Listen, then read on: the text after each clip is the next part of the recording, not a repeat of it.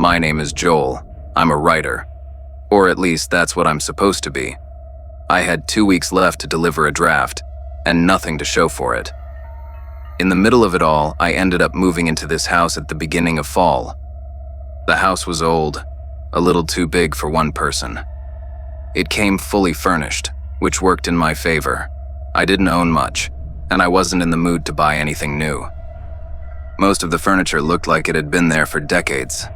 Heavy chairs, a wide wooden table sitting in the center of the living room, tall shelves filled with books I promised myself I would read someday. Against the far wall stood a large wooden clock, tall, narrow, darkened by age. The clock looked old, but it worked perfectly. The house sat in a remote area, surrounded by silence. During the day, that silence felt peaceful. But at night, it made every sound stand out. And sometimes the only sound you could hear was the clock chiming, probably louder than usual because of its size. A little annoying maybe, but not loud enough to complain about. Just constant, hard to ignore. So, around that time I started having these blackouts. Entire days spent sitting in front of the screen, doing everything right, and still unable to write a single word. And to make things worse, my editor called me again. The third time that day. He didn't say anything new. Just the usual pressure, the same reminder about deadlines. Normally, that kind of push doesn't help. In the state I was in, it only made things worse.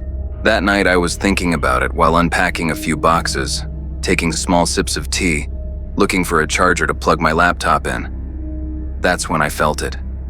Something behind me. Just the certainty that someone was there. A cold tightness crawled up the back of my neck. I turned around. There was nothing. The room looked exactly the same. The clock stood silent between chimes. The hallway behind me was empty. Then the feeling faded. It didn't come back. So, the next morning, I sat down to write, like I always did. And for the first time in months, the words came easily. Sentences formed without effort, one after another. The blackout was gone. I was finally making progress. I was still feeling good about it when my editor called again. I told him the truth, that I was writing again, that things were moving. He didn't sound relieved. He asked how many pages I had. When I said 10, there was a pause. Then frustration.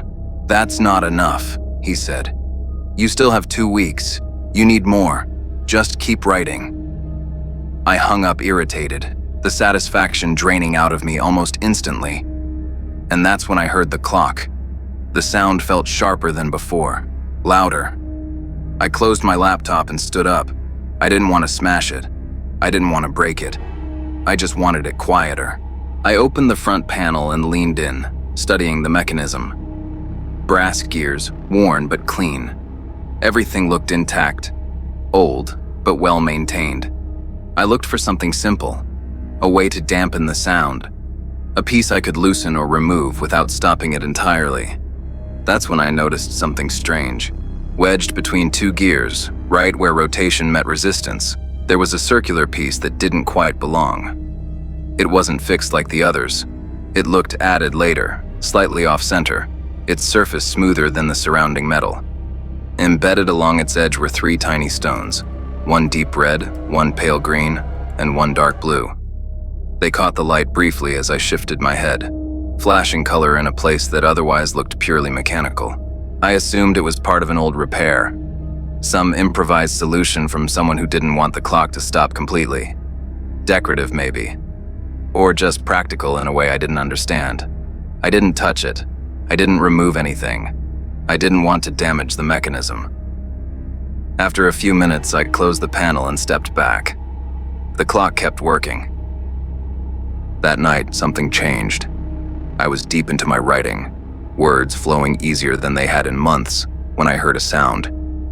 It wasn't the usual chime of the clock. This was different, softer, rougher. A faint scraping, steady and slow, coming from the direction of the clock. I tried to ignore it. Old houses have a way of creaking, settling in the night. I told myself it was nothing, just the wood reacting to the temperature. But the scraping didn't stop. It continued in the background, matching the rhythm of my typing. I told myself I was too deep into the flow to be distracted. I was writing, really writing. The words were coming effortlessly. When I finally finished for the night, feeling both relieved and accomplished, I turned around to stretch my legs. That's when I saw her. She was standing near the clock, barely visible in the dim light of the room. A shadow of a figure, thin, almost skeletal. Her body was upright, but not quite right. She didn't move. Her arm was raised, her fingers scraping against the wood of the clock. She didn't seem aware of me. She didn't acknowledge my presence. I stood frozen, heart pounding. She was so focused, so absorbed in whatever she was doing. I wanted to scream. I wanted to run, but I couldn't move. The scraping continued, relentless, and the clock, it ticked on, indifferent. I stood up slowly, my heart pounding, and watched as her hand dragged across the same spot again and again. I blinked, and she was gone. I didn't stay in the house that night. I packed a bag, locked the door, and drove back into town, checking into a small hotel for the night. The hotel was loud, voices in the hallway, cars passing outside, doors opening and closing. And still, all of that noise felt easier to bear than the chime of the clock, or the scraping sound that followed it. For the first time in days, I felt relieved. But the relief didn't last. The blackout came back almost immediately. I sat at the desk, opened my laptop, and stared at the screen for hours.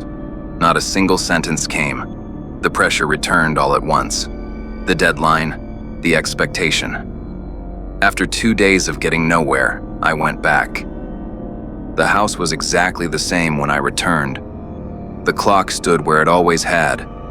The furniture hadn't moved, and the scratches on the clock were still there, deeper than before. That night I wrote. I don't know what it was about that house, but the words came back the moment I sat down. Sentences formed easily, as if I'd never left. At some point, the scraping came back, and instead of stopping me, it settled into the background, steady, familiar. So I kept writing. The next day, I pulled a book from the shelf that I hadn't noticed before.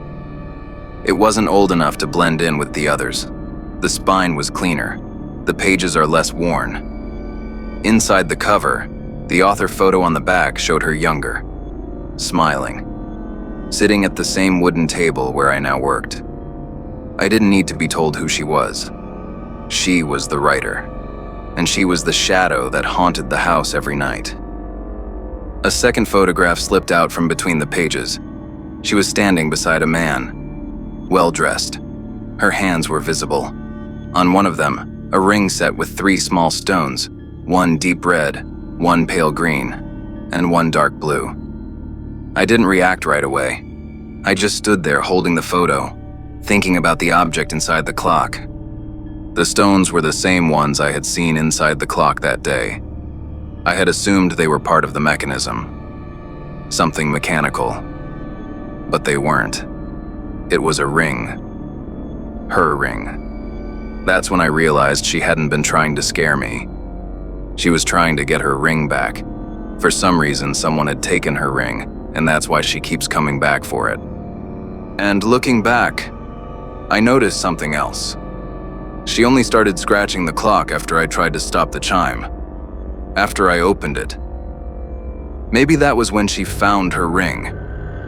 I could take it out. I could give it back to her. I could do something to help. I knew that. And I chose not to. Because I was writing again. And I don't know if the house is what inspires me or if it's her. I don't try to find out. The words keep coming. So I stay. Every night, I write. And behind me, she keeps scratching the clock, waiting for something I decided not to give back. My name is Robert. I'm 28. And when I moved into this apartment complex 8 months ago, All I wanted was quiet. After a breakup that dragged on far too long, I needed a place that didn't echo with old arguments. Somewhere I could breathe without remembering anything. It didn't take long for me to settle in. The building was old but calm, just 3 floors, and surprisingly cheap for the area. Most neighbors kept their heads down, coming and going without conversation, which honestly worked in my favor. Silence felt like a luxury. I didn't really pay attention to who my neighbors were, but there was one I noticed right away. The guy in 2A, his name was Mark. He stood out, not because he did anything strange at first, but because he had a look you don't really forget. He was tall and thin, and dark hair that always fell over part of his face. His features were sharp, almost delicate, but his eyes, they were wide in a way that made him look constantly startled. And no matter when I saw him, he wore the same dark hoodie pulled tight around his head, like he wanted to disappear inside it. I live in 2B, directly across from him. In the beginning, he was just another neighbor whose name I'd never learn, but he slowly became impossible to ignore. The first time I really noticed it was actually from outside the building. I was coming home late, sometime around 9:30 p.m., walking up the sidewalk, when all the windows of his apartment, every single one facing the street, went dark at the exact same second. Not one by one, not gradually. A single, sudden blackout like someone had flipped a master switch. I remember stopping on the sidewalk, staring up at those windows. At that hour, the whole street was already dim, so the sudden change stood out sharply. Later that week, I confirmed it again. I happened to be unlocking my door around the same time, close to 9:30, when the faint glow inside his apartment disappeared all at once. Even the thin strip of light that usually slipped through the gap under his door vanished instantly. That's when I realized it wasn't random. He turned off every light in his place at the exact same minute every night. At first, I tried rationalizing it. Maybe he had strict sleep habits. Maybe he worked early shifts. Maybe he liked the dark. But the more I noticed it, the less normal it seemed. One Tuesday, as I walked past his door, I heard slow pacing inside. The moment I paused, the room fell silent, like he knew I was there. I hurried into my apartment and told myself it was just thin walls playing tricks. And sometimes I heard soft shuffling, subtle weight shifts, a faint scrape like fingertips brushing against the wall. Old buildings carry sound, I reminded myself. It didn't help for long. One night I was reheating pasta when I heard knocking in the hallway. Slow, spaced out taps.